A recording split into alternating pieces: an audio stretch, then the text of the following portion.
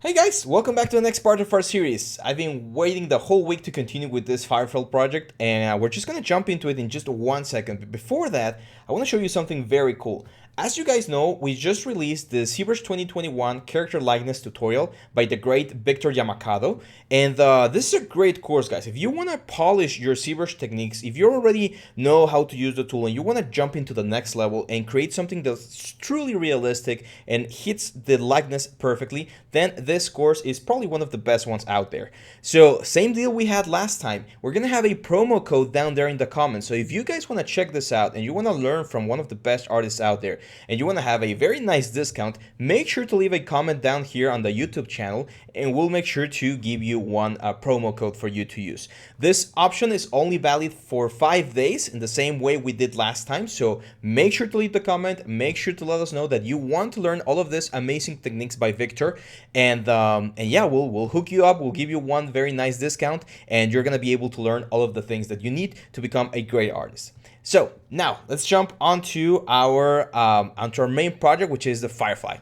This is where we left off last time. This is what we had. I think my video is a little bit weird here. Let me just adjust it real quick. There we go, a little bit too big. So this is where we left off last time, and if you remember, we had a couple of issues with the UVs. We saw on the bakes that a couple of the legs were wrong. You can see them right here. So this guy and this guy. So what I'm gonna do is I'm gonna isolate them right here, and it seems like we just missed one cut. So I'm gonna go UV 3D cut. No, it does have the cut, so it's probably just the unfold that we missed.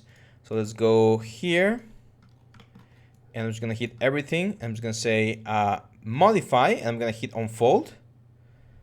Let's make sure that those two little guys get unfolded. Because remember, we're using this Udemy technique, and we're making use of several UV tiles to get the most out of the resolution. If you didn't see the last part of the video from last week, I strongly recommend you go back and check it out, because Udemys are one of those things that if you don't really understand, they can get a little bit confusing. So just to summarize a little bit of what we saw last time, instead of focusing on just one UV tile, we're actually going to be dividing all of our UVs into different tiles. And this is the same as separating the object into 3 objects and then exporting each texture at the same time. Udemy only allows us to save a little bit of time in the organization process, but at the end of the day, we're still going to have 3 UV maps or 3 texture maps for each individual UV tile. Okay, so as you can see, the unfold worked nicely. The only thing I need to do now is select everything here. I'm going to go into modify, layout, and one of the options that the layout has, which is the one that we used last time, is this option down here that allows us to say, hey, we want 3 UV tiles. I'm going to try to line everything up here vertically, 4 pixels on the shell padding, 4 pixels on the tile padding. Remember, this thing is the distance that we're going to have in between each UV tile. Very important to avoid any bleeding from textures. And I'm just going to hit apply. We just need to wait for Maya to do the packing. And if everything is done properly, which should be in just a second, there we go. So now you can see every single UV has a nice layout here, and we're ready to go. One last thing, and I think a couple of people reached out to us about the exportation or export method. Remember, you select everything here. You're gonna go File, Export Selection, and you're going to export this as an FBX. Now, if your FBX plugin is not turned on, you're going to go into Windows, Settings and Preferences, Plugin Manager, very commonplace. You're just going to write FBX and make sure you're exporting any of those. I think this one's the one we need, the FBX Maya. So now we go File, Export Selection, File, Export Selection. We're going to go to our Assets folder, Firefly. We got this Firefly FBX. Remember, don't turn on triangulate, just leave everything else like this. We don't need animation actually, so I'm just going to turn that off, and that should be good. So we just export the selection, and there we go. One last thing we did last time, we created a new material, a new Arnold material, and we called it M Firefly. This is important for organization purposes and for just general cleanliness of our process. So before we jump into Substance Painter, I'm going to open this software called Pureref. I'm not sure if I've talked about this before, probably I have, but for the new guys, Pureref is this very nice software. It's completely free, and it allows you to create like an artboard without having to open like Photoshop or anything else. So if we were to go into like Google and just look for Steampunk objects and grab a couple of these guys to use as reference, for instance, like this scarab, let's say copy just Control V and just paste it. You move with right click and with middle mouse. You can zoom in, zoom out, and it's pretty much like the place where everything you copy goes in Windows. The only difference is that it allows you to save like multiple of them. What's the name of the Windows thing? I think it's called the, what is it called? It's not the paper holder, it's something like that. There we go. So I'm just gonna grab a couple of this, guys, just to get an idea of how we want the textures for our object, right? So as you can see, there's a lot of like brass and copper and like aluminum. There's a couple of emissive things here, which we could use for our element. That's a concept art, of course, but inspiration can come out of anywhere. Look at this. This is great. So we're just going to use all of these images as this sort of like inspiration for general tones and stuff that we're going to be looking at inside of Substance. So for those of you that saw the last video, we're now using the new 3D Substance 3D Painter, which is the integrated Substance Painter inside the Adobe library. You can see that the logo and everything changed. In relationship to related to the whole interface, there's really not that big of a change. The one thing that I did notice is that the brush section right here, they combined like the particle brushes and the normal brushes and all the sort of brushes that you can, or that we had on the previous version. We used to have them in like separate categories. Now they're all in the same one. It's really not that big of a deal. Everything else seems to be the same. The thumbnails do seem to be updated to show a little bit of a nicer effect all around. But other than that, it's pretty much the same. So we're just going to go into File. We're going to create a new file. We're going to select the basic template, which is just the PBR metallic roughness, for instance. You could, or we could use any of the, like the Arnold one, for instance. But I usually work with the metallic roughness. That's totally fine. And we're going to go into our projects. We're gonna go into Nexttut Live, Assets, Firefly, and we're gonna grab this Firefly right here. I'm gonna work with 2K texture for now, but later on we're gonna export at 4K just to get the best possible result. And we definitely want to use UDEMs. So I'm gonna click this option right here. Very important that you do. Don't forget about this. We want to use the use UV tile workflow option, and then we're going to select this one, preserve UV tile layout per material and enable painting across tiles, because we want to be able to paint across tiles, which is the main thing. So we're going to hit OK, and there we go. Our little Firefly is ready for our work. So I'm going to go into texture set settings, and the first thing I need to do is I need to bake out the maps that a Substance needs to work with the general thing. We're preparing a very nice course with about Substance, so if you want to learn a little bit more about all of these things, we're going to have some very special things for you later on. But for now, just understand that all of these things that you see right here are maps with information about your model that Substance needs in order to apply the mask, the generators, all the things that we have inside of Substance Painter. So I'm just going to click here 2K to bake everything at 2K. We could optimize some things, but it's fine. I'm just going to bake everything at 2K. And as you can see, we're slowly getting all of the information. We get a normal map, which is just flat. We get an ID map, which is also just flat. And we get the ambient occlusion. Very important. The ambient occlusion is going to allow us to get some very nice looking effects. The curvature, of course, which is also going to be super important. And the world position. We get the thickness as well. So there's a lot of very important maps that we're going to be using. And there we go. So you can see all of the maps right here, nicely baked. And now we can start working on the basics. So I'm going to be showing you guys a very, I would say, simple process, but at the same time, I wanna explain some very important theoretical concepts about texturing, because texturing gets I think it gets like this weird reputation where people think it's just like adding colors and adding textures and that's it, right? It's not just about that. There's a lot of things, a lot of like nuances that you need to think about when you're texturing something to get the best possible thing. You don't want your object to look like every other 3D artist objects out there, right? You want your object to be unique. You want your object to be as nice as possible. And for that, we're going to be using some very cool techniques. So the first thing I like to do is I like to create some sort of like grouping and layering for our project. That way, when we work on specific kinds of materials, we're going to be able to get a specific kind of result. So if we take a look at our reference here, you're going to see that, again, one of the main materials is probably going to be the brass, right? So brass for, this is what I love about 3D, you always learn new things. So brass is this metal, it's an alloy between copper and zinc, and you get this very nice like golden color. It's not gold, but you get this golden color, and of course it's a little bit cheaper than gold. So we're gonna be using this brass sort of like texture and reference to create like the main material. We're also gonna have a lot of just like basic, probably aluminum or steel, just like poking through certain areas, and I wanna use like this, like bronze. I think bronze would be like, or copper would be like the nice details here and there, right?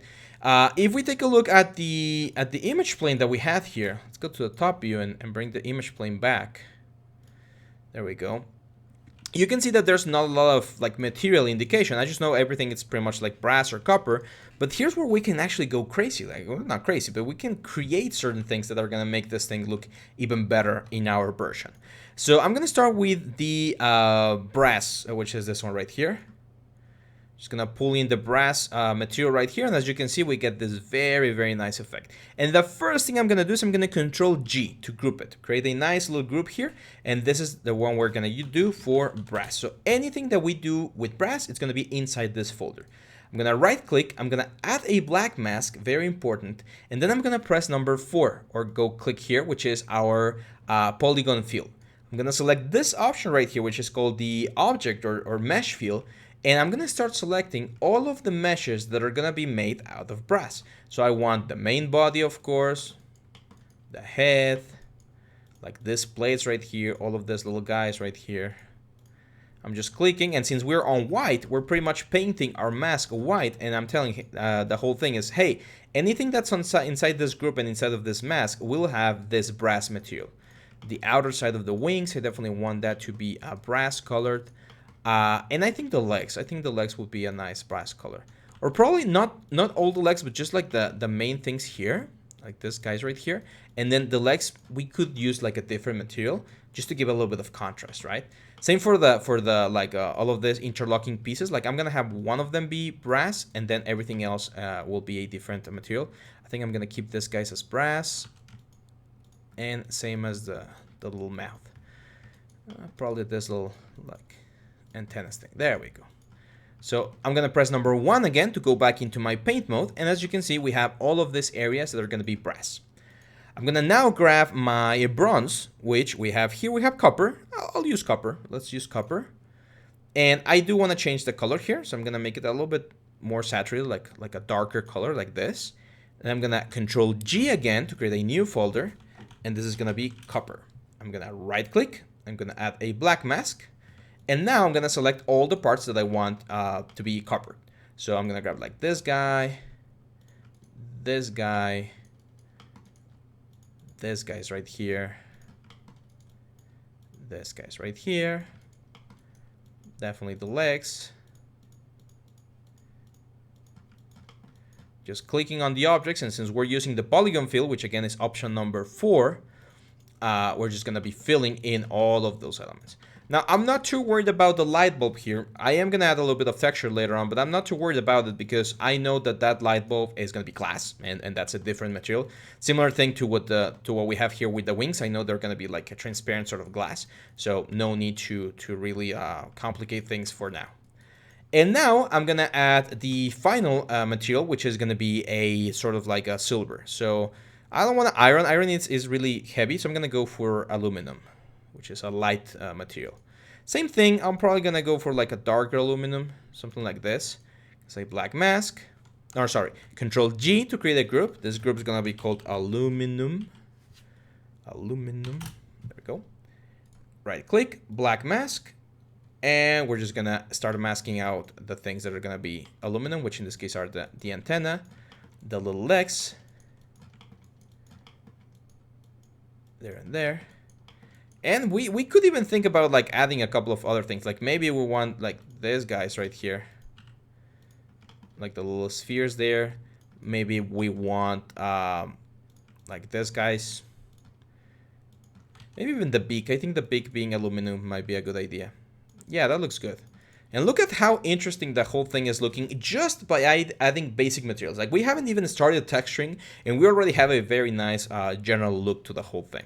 The only thing we're missing, as you can see, are these guys right here, the inner side of the antennas. I'm gonna do something cool. Here's where the steampunky thing comes into place. I'm gonna create a new group. So I'm just gonna create like a fill layer here, any fill layer. I'm gonna say Control G. I'm gonna call this eyes. And on the eyes, I wanna add this like honeycomb effect.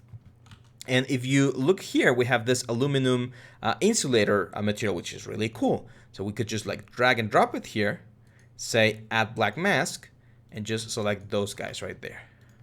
Now, one of the things, and here's where the nuances and the little theory about texturing comes into place. One of the things that people miss a lot about texturing in general is scale. You want to make sure that the scale you're texturing at makes sense. So for instance, right now, the scale of this texture, of the eye texture, is not appropriate. It's very big. So I'm going to go here into the material, and all of the materials inside of Substance Painter have this option here called the UV transformations, where we can rotate, offset, and even scale them. So we're just going to start increasing the scale until we get something very cool looking like this. Look at that. Doesn't that look very cool? Now I'm going to go down here, and I don't want a lot of color. I want this to be like black, so I'm probably just going to push it all the way to like a very dark yellow. And that way we get that very nice effect right there.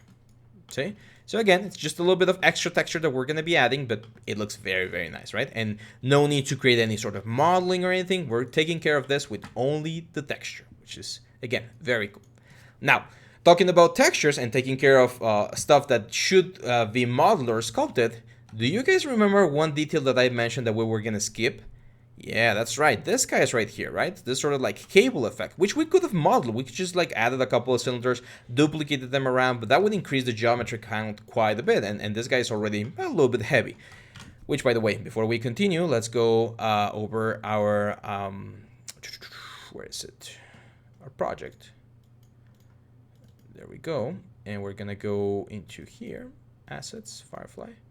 We're going to call this Firefly texture. There we go. So now what we're going to do is we're going to add that sort of texture. And if we take a look at all of the options that we have down here, there's one particular one that I really like, which is this plastic cable. So I'm going to go down here to the brass options, and I'm just going to drag and drop the brass cable right here on top of the brass. And as you can see, we're going to be able to create this sort of like cable effect. If we go again here and increase the scale, look at how many cables we get, right? Which is kind of what we're going for. I'm going to rotate the cables around. I'm going to say 90 degrees here so that they're all facing in the same direction as the torso. And here's the cool part. I'm going to go here. I'm going to add a black mask to this particular layer. I'm going to jump into number 4 again. And now, instead of using this one, I'm going to use the Polygon Fill. And if I just start clicking these polygons right here, the ones from the body, I should be able to mask out all of the elements that I need very, very easily. Now, we could, of course, go back into Maya and do a couple of extra cuts on the UVs to make it this process a little bit easier. I don't think it's necessary. I think we could even go like with a selection box right there and save us a little bit of time. Just very important that we don't paint anything that we don't need, like all of this. You can just press X to invert the color and just like paint them out, and then X again. And it's just a matter of going here. Now, since our object is also symmetrical, we can save a little bit of time by turning on this option right here, which is called Symmetry. And again, if we just start like painting some of this colors right here, we should see, that's weird. We should see the symmetry. Oh, wait, because this is not perfectly symmetrical because of the little cuts there. I think it should be though. We don't want those. Yeah, for some reason. There we go. So very, very easily, we just paint all of this, guys. Again, let's just take it's the final one. So it's this guy right here. Again, we can just use our selection box and try to paint as many as possible, and then just press X to invert the selection and unpaint any of the cables that we don't need. Now, don't worry about the pattern that we have there right now. We're gonna get rid of that one or minimize it. But see how we can sculpt. It's pretty much like sculpting with textures, which is very, very handy. The reason why this is very handy is, of course, because we're not adding extra geometry, and no one's gonna notice the difference because these are parts of the object that do not change the silhouette. If this was a part like the front of the character or something that changed the silhouette, then we would definitely need to be a little bit more careful. But since, again, this is something that does not change the silhouette, we're perfectly fine. Now here I definitely do want to be a little bit more careful, so let's try and hit all of them first, and then I can use this Polygon Fill to just like get rid of. Oop. If you ever get like stuck with the camera, just press F, and F will bring you out. And now let's go back to Polygon Fill, X to go into the black color. Very careful, do not use the box here because you're gonna unpaint anything that's on the back there. But we can go something like here, and that's fine. As long as you don't hit any of the polygons on the other side, you should be fine. So if you really know how you're like creating your selection, you should be fine. So for instance here, I don't mind losing a couple of those like selections because I can very easily paint them back in. Very careful there. This is the mark of a real craftsman or a real artist. Like you want to make sure that everything is as perfect as possible. So see those ones right there? We definitely want to get rid of them. There we go. Same deal here. Let's just our selection boxes here to get rid of most of them. Very carefully. I can see that some of them are gonna be in there, so I'm just gonna get rid of them. Because if at any point we move the leg, we're gonna lose them. See how we, we lost some of this? That's fine. It's a lot easier to recover this, guys, than to paint those small ones. And then again, if we miss anything, we can just go back. There we go, that looks good. Press number 1 to go back into paint mode, get rid of symmetry. And as you can see, we have that very nice texture going on for us. So what I'm going to do here is I'm going to go jump back into the material. And as you can see here on the options, we have these two colors, right? So if we take a look at the reference, they seem to be like metallic. So I'm going to make them metallic. There we go. Just move the slider all the way up in metallic. I am definitely going to make it a little bit rougher. So that means that they don't shine as much. And we're going to change the colors to some dark brown colors. So this one and this one. And as you can see, that really minimizes the elements. Now, if you want to be like super critical about this, you can just select the exact same color and it's going to be even less noticeable. Let's reduce the roughness a little bit. I want to shine them a little bit more. I do want to be a little bit lighter just so we can see them a little bit better. So something like that. We can just go here again, sample a color, sample the other color. There we go. Look at that beautiful thing. Everything is looking nice, and with this we pretty much have all of the necessary information that we need. We have all of our groups ready, we have all of our textures ready, and now we can start the process of texturing the whole thing.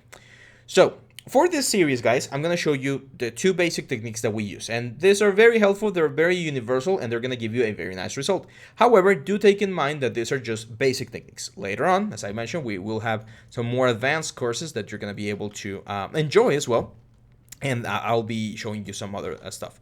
So if we go back into Google and we look for brass rust, one of the things that you're going to notice is the brass does not rust in the same color as traditional rust. Usually rust is like this sort of reddish orange, but brass, due to the properties of the alloy, will rust in this sort of like greenish bluish tone or hue. So I'm gonna go here into the brass section and I'm gonna select one of my rust materials, which in this case is this rust fine. I'm just gonna drag and drop it on top of everything right here.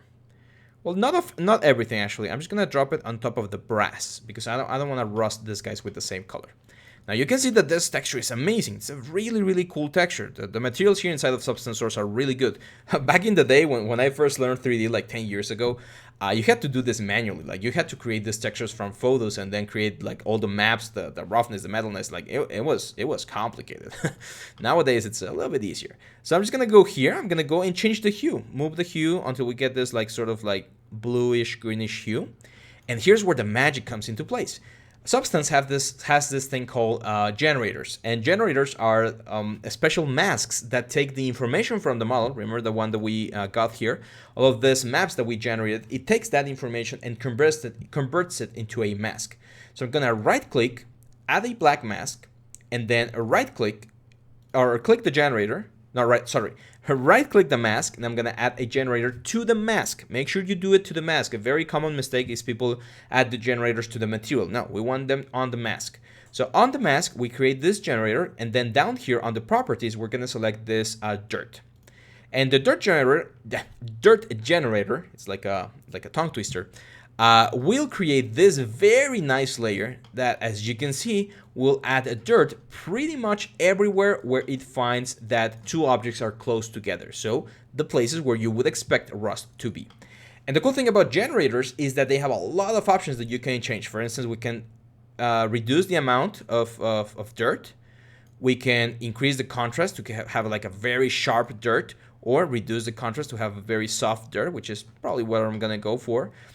We can change the grunge amount, which is how much dirt there is not on the places where two objects meet, but pretty much everywhere else. We can decrease it, of course. We can change the grunge scale, and that's going to, of course, modify how the noise looks. And overall, we're going to be able to do some nice modifications. Now, before we do that, though, I'm going to turn off the mask for now. I'm going to go back to my brass pure, and if we take a look at the reference here, you're going to see that the brass is not as shiny as everything else. Right now, this thing has a very low roughness, meaning that most of the light that's hitting the object is bouncing back into us, and we see kind of like a mirror reflection, which is not what we want in this case. So I'm going to increase the roughness a little bit so that the metal does not shine as much. And I'm also going to change the color slightly, so I'm going to darken it a little bit. Just a little bit, probably a little bit of orange. There we go.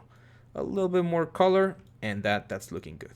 Gonna add a little bit less roughness, something like that. And now when we play with the rust, you can see how the rust, since it's very rough, it's gonna get rid of even more of that very nice glow that we had. So that's why I'm gonna go back to the dirt here, and let's reduce the amount of dirt. So we do want a little bit of dirt, but not that much. So I think something like this works good. So as you can see, we still get some very nice shiny areas in some areas, or in some parts, but we also have this very nice rust effect. We could also increase the dirt level here, and then just decrease the grunge amount, which is also gonna be quite useful. So I really like this. Now, one thing I like to do is I like to play around with my colors here, for instance, the overlay mode or the multiply mode, and see if any of these modes like change how things look and give me like a different result. In this case, I don't think they're doing much, so I'm gonna keep it as normal, but I'm gonna reduce the opacity a little bit, just a little bit, so that we don't get like completely destroyed by this rust, because the generators, they do tend to be a little bit destructive. They will just like work everywhere in your model, and that could be problematic in certain instances. Now, other thing I like about this element is, as you can see on some of the areas, especially on this like thing right here, you can see there's scratches. So there's scratches that are showing you color or like the raw metal underneath like the brass elements. And that's another thing we can do. But for that, we need to do something first. I'm gonna go back here to the aluminum, and I'm gonna add an aluminum layer underneath the brass layer. So now, if we scratch the brass layer, we should find the aluminum, which is gonna give us a nice effect. I'm gonna go into the brass object. I'm gonna right click, add a black mask. And on this black mask, I'm gonna add as well a generator, which in this case is gonna be this one, very famous, called Metal Edgeware. And the Metal Edgeware generator, what we will do is it will mark all of the borders of the object. So every part that it sees as a 90-degree border, it would mask it out. I'm gonna invert the generator, and you can see now that we have this very cool effect where all of the areas that are like exposed to the little borders there are gonna get this Metal Edgeware effect. Now, I don't want as much effect, so I'm probably gonna lower it a little bit. Probably increase the contrast so that we have like a very, very sharp line right there. And probably increase the grunge amount just a little bit to get a couple of like extra scratches here and there. See that? Look at those beautiful scratches. Now, here's the cool thing. You're gonna love this. I can add my own scratches. So I'm gonna right click here, and I'm gonna add a paint layer. And now we're talking, because now I can go here into my brush, and what I can do is I can go for like this dirt, for instance, this dirt brush, and say, hey, you know what? Maybe I want like a big scratch right here. And there you go. You just paint the scratch. Or maybe you say, hey, you know what? I don't want as much damage here. Well, you just paint it out.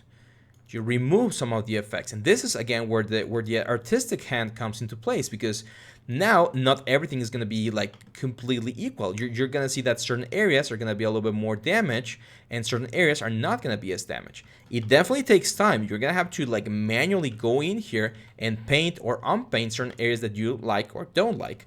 But that, again, is one of the marks of a good texture artist, that you know where you want to like destroy or remove a little bit of the effects, and where you want to keep them a little bit more. So for instance, usually when you're talking about like damaged areas, you're gonna have areas that come into contact with objects, like the wings that are gonna be crashing or touching other areas, should have a little bit more damage, and areas that don't interact a lot with objects or are protected with other parts of the object will not have as much damage. So for instance, it doesn't really make sense for these areas back here to have as much damage, because they're usually not gonna be like, again, colliding with a lot of stuff. So I'm just gonna start erasing some of these elements, and that way the object is gonna look nicer.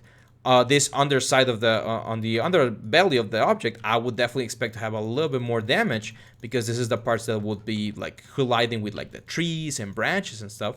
So I'm gonna definitely add a little bit more damage on this underbelly and stuff. See how very nice how fast we can add a little bit of variation to the whole thing.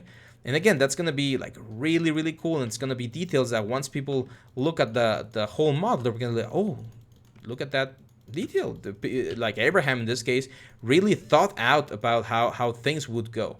And you can do the same thing for the rust, for instance. So I'm gonna add a paint layer here on the rust. I'm gonna select a softer brush like this dirt brush, and areas that move a lot don't tend to accumulate as much rust. So again, I can just, with a black brush, start removing a little bit of the rust in certain areas. That way not all of the object is gonna be like completely rusted. For instance, if I want the object to shine a little bit more here on the top, we can just like remove some of the rust here from the top part of the character, like on the head here, and see how that shines a little bit more. That's very cool. And again, the secret to this software, guys, and to a lot of things in 3D nowadays, is procedural things, right? Like we want things that are non-destructive, meaning that if at any point I want to adjust or modify certain things, I should be able to do it relatively fast. What do I mean by that? Well, all of these things that I'm painting here, like all of these elements, they live in this paint layer. So if I minimize this effect to like a 50%, I'm gonna be able to play around with how much of that like shine I want back. So in this case, I'm gonna go to like a 50%. Very non-destructive, very nice, very fast in this case. Now I'm debating about moving this thing up just to like add a little bit more dirt to the whole thing, but see how all of these things become like really intense? So I'm gonna keep it down, but I do want to add a little bit of dirt to the cables here. So how can I do it? Well, if we were to add a new rust find here, the problem is that this rust is affecting everything, and we don't want that. We only want to affect the areas where the cable is. Cool thing about this, we can copy the mask. So I'm just gonna click here, copy mask, right click, add black mask, right click again. I'm gonna paste into mask, which is this one right here. And now the rust is only affecting that guy. And then on top of this mask, I'm gonna add the generator that we already know, the dirt generator. And oh, we have the same problem, like this is affecting everything. Yes, but we have one trick. Remember this blending modes? If we multiply this mask, it will only affect the cables. Very cool, right? Now I did saw that for some reason it looked a little bit cooler to have the rust be dark instead of like this blue. So I'm gonna go here, and I don't want to change the blue because I know that the blue is important and it makes it realistic. But I might want to like just like desaturate it a little bit. So let's have a little bit darker.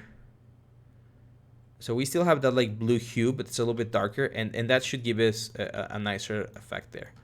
And yeah, so now this rust right here is adding a little bit of effects right here. And we can do, again, the same thing. We can add another paint layer and say, you know what, like I don't want as much rust on this like center area of the character, especially like on the top part. So let's just paint out some of the rust around the whole thing. I'm pressing here shift and right click to move the light around and appreciate like properly how the materials are working. So I'm just gonna remove some of this thing here from the middle. There we go. And now again, we can just play around with the intensity here. Go with like a 50 again to remove some of the effect. And we've just been working on this for like 20 minutes and look how far we've come. Like the whole thing is looking very, very cool. I do want to go here again on the base color and I want to saturate a little bit more and darken it a little bit more. Probably go for like a little bit of a darker orange. There we go. Yeah, I want this to be like really, really old, really, really dull. Now here, the aluminum, which is the one that we're seeing through, we can also darken it a little bit because I think it's a little bit too shiny. So let's just darken it a little bit, just a tad bit, like that. And there we have it, the basic area here. Now we're gonna jump onto the next part, which is the copper. So on the copper, we're gonna follow something very similar, but I wanna show you a nice little trick here. Copper is one of those metals that when it is dirty, it looks very cool. So again, like pure copper, very, very flat, very uninteresting, but like old copper, especially if you've seen like pennies, like they get like oil and dirt. Like look at this interesting thing. Like that's what we're going for. We're of course going to add rust, but we already know how to add rust. So it's just a matter of repeating the steps, right? But how do we get like those like dark stuff in there? Well, again, secrets of substance. You can mix and match things. So if I were to go here and say, which material gives me like spots or dark elements? Hey, we have this concrete bear. Looks very cool, right? I know that this element is not made out of concrete, but the colors that this concrete is giving me, like those color variations, those are very cool. So how could I extract this from the material itself? Well, very easy. All of the materials here inside of substance have different channels: color, height, rough, metalness, normal. If I turn off the channels that I don't need and remain or keep only the ones that I do need, like this color material, see how this thing now looks metallic, but it looks metallic with this very nice like pattern of colors going all throughout the element. And again, this is like Photoshop. We have blending mode. So if we were to overlay this on top, look at that. Now we have this very nice like old copper feel to it by just combining one of the textures from a different material, a completely different material, in this case the concrete, and creating this very, very cool effect. So what we're doing is we're pretty much extracting the color information from that specific layer and just like using it to create a little bit of extra noise and variance throughout our substance or throughout our element. And you might say, hey, that looks really cool. Could we just do the same thing for the brass? Yes, of course. So if we go back to the brass and we just drop this on top of the brass, I could just like turn this off and move this into like a overlay mode. And look at that. Now the whole thing has a lot more texture and it looks way, way cooler, right? Because we have all of this very interesting organic effects going all throughout the element. And we didn't change the roughness, we didn't change the metalness, like it's the exact same shininess that we have. The only thing that we're modifying is the color because we turn off everything else. Now I do think it's a little bit too much. Everything starts looking a little bit too dirty. So I'm just gonna move this guy and just lower the intensity here.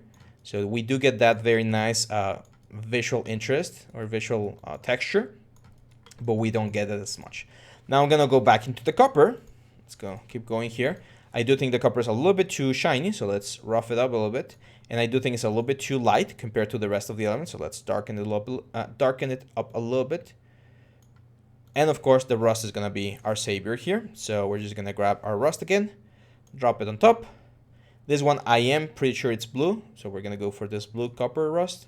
Black mask, generator, click on the generator, and we're gonna make this a dirt generator. Look at that, beautiful. I'm gonna decrease the intensity, I don't want as much. I do want this to be a little bit more contrasty. And let's reduce the amount of grunge. It's gonna keep my copper areas a little bit nicer. Maybe a little bit more grunge. And there we go. You can see that the legs back here have a little bit too much. How do we solve that? You know it. You know it because you're great, guys. You are great artists. You're going to become amazing. And the more you learn, the better you'll become. So make sure to practice. First, problem that everyone has. They're like, I want to be really cool. I want to learn how to do all of this stuff. Yeah, you need to practice. You can't do it just by watching videos. Watching videos is the first step. You learn, and now you got to do it. So make sure you download the image, follow the steps, and do it. I'm pretty sure everyone has heard about the 10,000 hours, I'm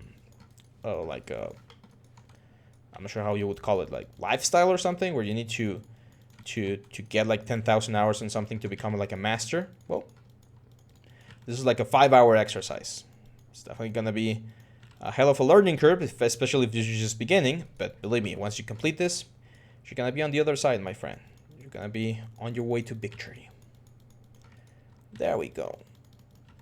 So as you can see, I'm just painting in using my X to switch in between black and white, and just painting it a little bit of extra rust down here, where I would expect there to be a little bit more like a water accumulation, if you wish. And we get that. Now copper also gets this metal edgeware effect. So what we can do is just copy the original copper, which is definitely lighter than everything else, add a black mask, right click on that black mask, and we're gonna add another generator, and let's do another metal edgeware. Which again, very aggressive everywhere. I don't want that, so let's just reduce the amount. And one thing we can do is we can also reduce here the intensity. So I'm just gonna keep it low. So there is gonna be some like effect there, but it's not gonna be as intense as what we would expect. And yeah, that's that. I think that's it for the copper. Copper looks really, really good. Let's go to the next part, which is the aluminum, the little like spheres and this guy. So same trick as with that concrete. Just gonna grab the concrete here, get rid of height, get rid of rough, get rid of metalness. That way we're gonna get this very nice textured effect on the little beak there. I do think the aluminum is a little bit too shiny, so let's increase the roughness a little bit. And let's lower the tone just a tad bit more. There we go. And we're gonna add a rust layer as well. Just grab the rust, bring this here. And we're gonna add a generator. No, not a generator, a mask first. So again, rust, add a black mask, add the generator on the black mask, and then we are at the third layer. And we get that very nice effect. Now this one, I am gonna change to overlay just to get a different effect, because otherwise I think it looks a little bit weird. See that nice like burn effect? I really like that one. And yeah, I mean, we're getting there. Let me check the original image. Yeah, I think we're getting there. I think we could change the main brass color and go a little bit more towards the orange. I know this is kind of like mixing the materials, because the copper and the other one are very close together. But on the original concept, everything was like kind of like the same color, so I kind of like this effect. Maybe not as much. Just a tad bit. There we go. Like this sort of like golden color that's a little bit closer to the main effect. Perfect. So this is what I would call the base layers. It's just basic layers, basic calibration of the material, a little bit of rust, a little bit of metal edgeware, a little bit of this, a little bit of that. A lot of people stop here. They think, yeah, this looks cool. This is gonna look amazing on the render. Let's go. Let's bring the textures in and start rendering. And even though you could do that, that's again just like the average. You got to the good point, but you need to give the extra. You need to push the next level, right? You need to get onto the next level and become the artist that you want to become. And to do that, we need to add a little bit more visual interest. We need to take a look at the image and say, okay, what else can we add? Well, I can see that there's like some sort of like black spots in certain areas.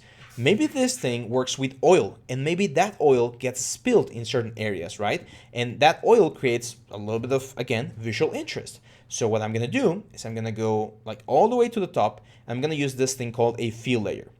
Now this fill layer allows us to fill the layer with a basic material that we can manipulate. So how's oil? Well, oil is very reflective, so I'm gonna lower the roughness. Oil is very dark, so I'm gonna lower the color to like a dark red color. Actually, let's go for like a dark blue color. There we go. And yeah, and now I'm just gonna add a black mask here, and I'm gonna use a soft brush. So I'm gonna go here, and let's go for like this first soft white. I think that looks good. That could work. Or even this like cloud spuffy. Let's try this one. And I'm gonna start painting where I want this layer to be. See that? So let's just go back here. Yeah, so we start painting there. And I'm gonna change this. Maybe is it the brush? Yeah, the brush is a little bit too soft. So let's go for like this. Yeah,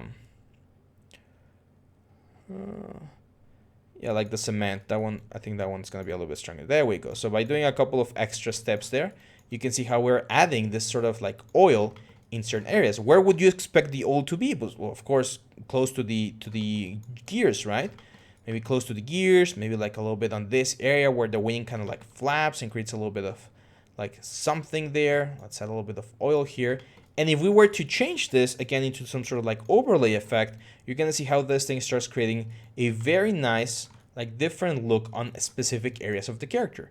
Now I think it's a little bit too shiny, so I'm gonna increase the roughness just a little bit. And I probably need to go there and just like give it a really, really good like punch there. But see how we're painting a little bit of extra something that's gonna make sure that our Firefly does not look like we just used generators to create the effect. We're actually being a little bit more deliberate on how we approach these things. For instance, on the mouth, I would definitely expect to see a little bit of like oil accumulating like on this lower side. And as you can see, I'm doing this all the way on the top so that we can very much or pretty much affect everything. I think the beak right here on the aluminum, the color is a little bit too intense. So I'm gonna decrease the amount of texture. And that way, see how everything darkens and looks a little bit nicer. That means that I probably have to go here, make it a little bit shinier so that we don't lose a lot of that metal effect to the whole thing. Look at this thing. Very, very cool. Now let's do the wings, because I do think the wings need a little bit of love here. So I'm gonna create a new fill layer, and I know that the wings are gonna be glass, but that doesn't mean that we can do like dirty glass. So I'm not gonna be able to see through right now, but I can start adding like the sort of like the color that I imagine these things are gonna have. So let's do Control G, add a black mask, select this guys on mesh fill with number 4. So we select both of the wings, there we go. They're definitely gonna be shinier, so I'm gonna reduce the roughness here quite a bit. I'm going to increase the metalness so that they're like this metallic color. Look at that, very cool. And I want to add again just a rust layer on the borders, which is going to fulfill the role of like dirt. So add the black mask to the layer and add a generator to the black mask and add a dirt layer. There we go. I'm definitely going to get rid of the grunge amount. I don't want as much grunge amount. And I'm probably gonna make this go into overlay mode so that the colors add a little bit more. And look at that. Pretty cool, right? Again, not too worried about this one right here because this guy is gonna be we're gonna be doing this guy as glass, but we can do something similar. To be honest, I'm just gonna use the same blue color and the same like dirt layer there to indicate that this thing is eventually gonna be a light bulb. And look at how pretty this guy looks. Just by doing these very simple things, and we already have something very, very cool. I'm gonna decrease the color element here on the layer let's call this oil, just to make sure that we understand what's there, well, what things we have there. And I'm gonna show you one last trick. This is gonna be the last trick. Then we're gonna talk about texture export, and then we're gonna jump into Maya. I don't think we're gonna have enough time on this session to finish the whole render and stuff. We're probably gonna leave that for the next session. But I just want to make sure that we understand how the textures are gonna be exported and how we're gonna be preparing everything for the final render. So I'm gonna add just like scratches all over the place. Scratches that indicate that this guy goes through branches and trees and like spikes and stuff. So the whole thing is gonna be slightly scratched. How can we do that? Well, we can create a new folder, or not folder, a new layer, let's say like aluminum layer. And I'm gonna add a black mask to the aluminum layer. And one of the very cool tricks that we have here inside of Substance is that not only can we use generators, we can also use textures to create a pattern on top of our object. So I'm going to use a fill layer here. And if we go into the textures right here on the alphas, and I look for scratches, we have this scratch alphas, and we also have them here in the texture file. There we go. So for instance, this grunge scratch rough. And if I drag and drop this inside the fill layer, it's pretty much as if we were using that texture and surrounding our object with that specific element. And see how now we're completely full with scratches. Now, what can we do here? Well, this texture actually has parameters that we can change as well. So if we reduce the balance, it's going to be a little bit of less scratches. If we increase the balance, it's going to be way too many scratches. So I'm gonna increase the scale a little bit so the scratches are smaller, like this. And then I'm gonna decrease the balance so that we don't get as many, like this. And I'm gonna change the option here to linear dodge, which is gonna soften, or it's gonna multiply the color of the elements. And then I'm gonna lower the intensity because I don't want them to be like super prevalent. So just a little bit there. And again, the mark of a good artist is that we don't just leave it like that. We always wanna add things that make it look better. So I'm gonna add a paint layer here, and I'm gonna start painting out parts where I wouldn't expect there to be scratches. So for instance, I don't think we would find scratches right here on the, on the wings. So I'm gonna select black. I'm gonna fill the wings on this paint layer with black so that there are no scratches on the wings. Then I can just, again, go to black. Let's go for like a harder brush. I really like this dirt too. And I'm just gonna start painting out all the parts here on the cables. I don't want scratches on the cables, so we're just getting rid of all of the scratches right there. Maybe we don't want as many scratches like here on the belly. We just delete them. We just erase them out. And that's it. We're gonna be able to have like this scratch surface pretty much everywhere. Like the legs have scratches, the little like coils here have scratches. Everything has scratches, and we get this very, very nice effect. And look at this beautiful Firefly. Very cool, right? Like if we compare it to what we have on the thumbnail in the past video, this is looking very nice. And we're not done yet. We're still gonna add one last thing, one last little trick here. I'm gonna add one layer here, just one basic layer. And this is gonna be a black layer, okay? Just completely black, only color. I only wanna affect the color. And it's gonna be completely black. I'm gonna add a fill layer as well. And I'm gonna fill this object on the mask, of course. So add black mask, right click, add fill layer. And I'm gonna fill this layer with something called the Ambient Occlusion. The Ambient Occlusion is one of those maps that we get, and it will add a little bit of this dark effect to all of the areas that are really close together. So if I add this Ambient Occlusion here, which we got from the bake, we get this effect. Now this thing is painting black all the parts that we wanna keep like normal, and it's doing like the inverse option, right? Very easy. Right click, add levels, and we're just gonna invert. So now this little layer right here is adding a little bit of an extra dark touch to all of the areas to make sure that we get enough contrast. So very, very useful. I like to use overlay on this one as well. And the cool thing about the levels is that we can actually push these levels depending on how hard or not we want the ambient occlusion to be. So you can actually move the ambient occlusion here and use that map to create a little bit of extra contrast pretty much all over the character right here. And again, as with everything, this is procedural, so at any time we can just lower this or increase it depending on how much ambient occlusion we want. There we go.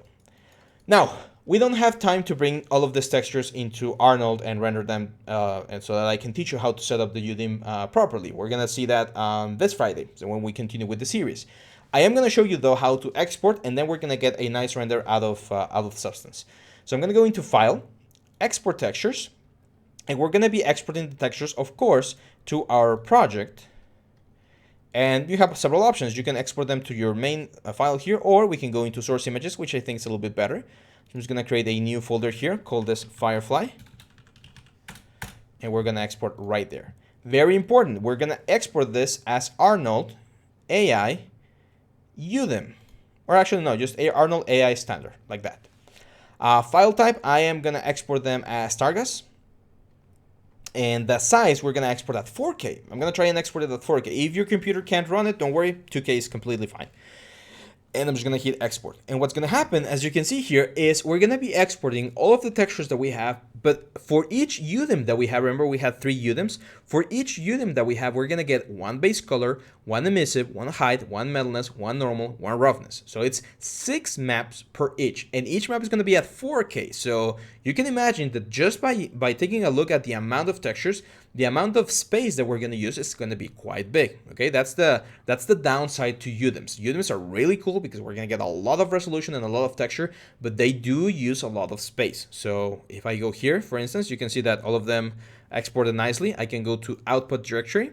We have all of these elements, and if I select all of them, it's almost half a gigabyte, 432 megabytes of textures, just for this little guy, just for this little Firefly. So don't be afraid, don't be scared, like this is completely normal. Just take into consideration that this is just part of the process. Now, we can actually get rid of some of them, like the hide maps right now we don't need, so if we delete those, we're now going to have 384, so it's a little bit less.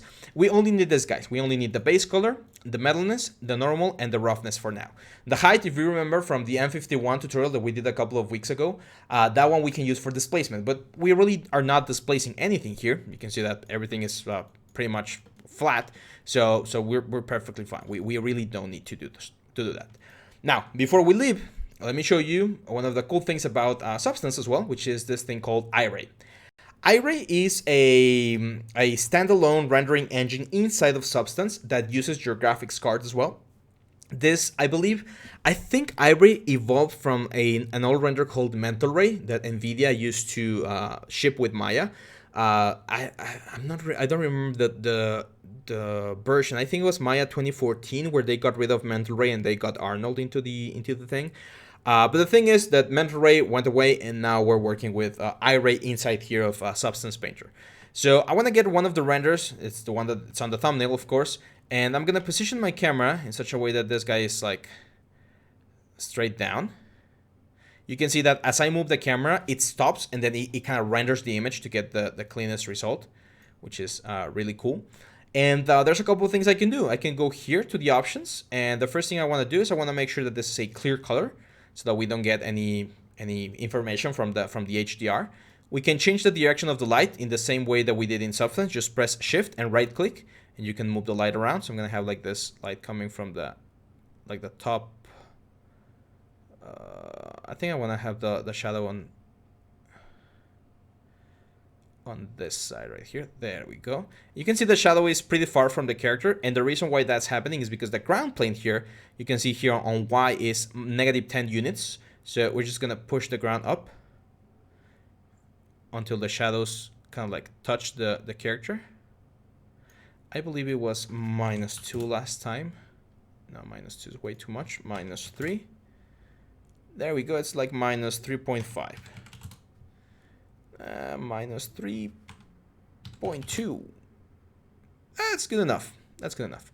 And as you can see, as the more time I give this thing, right now it's set to a max time of 10 seconds, the cleaner the image is going to look. So it just like samples the image a lot of times, like several times, until we get to this position.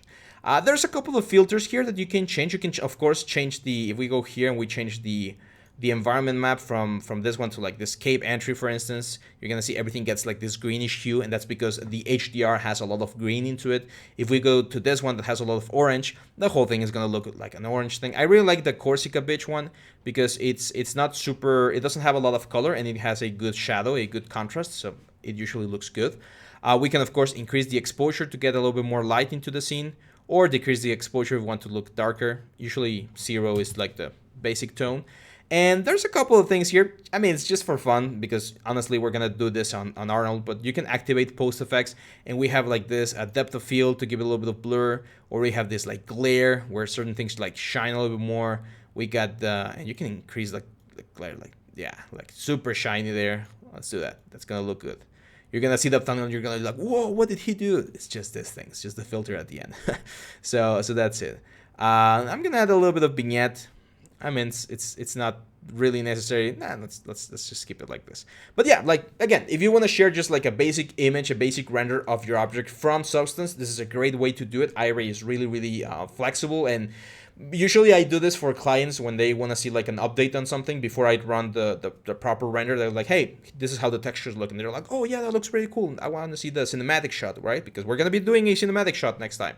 So yeah, this is it. Our textures are now exported. Our character is ready. Now we just need to create the setup for the scene, and we're gonna do this very nice cinematic like like a nice little, I want to do like a key shot of like the opening sequence to like a short or a film or something. Okay, so we're gonna be working on that next session. Let's see if we can finish that in one session. If not, we'll do one more. That's fine. Let me know, let us know in the comments, what else do you guys want to learn about this? We've been doing modeling, we've been doing sculpting, we've been doing a little bit of texturing. What else would you like to learn? Let us know, and we'll make sure to take that into consideration and create some more free content for you guys. Make sure to leave a like, make sure to subscribe so that you know when we upload new stuff. Share the video with all your friends so that they can learn all of these cool techniques as well. And remember, we have this very cool promo right now. Make sure to leave a comment if you want us to give you a discount code for the ZBrush 2021 likeness sculpture tutorial, where you're going to be doing Sir Anthony Hopkins in this very nice realistic effect. If you want to improve your ZBrush, make sure to leave a comment down here letting us know so that we can give you the code. This will only be available for the next 5 days, okay? 5 days from the publishing of this video, we'll be sharing with you this code. After that, of course, the course is still going to be available, but you might not get the big discount. So make sure to leave the comment, make sure to leave us a like, let us know what you think, let me know what you think, and I'll be happy to help. So that's it for this one, guys. I'll see you back on the next one. Bye-bye.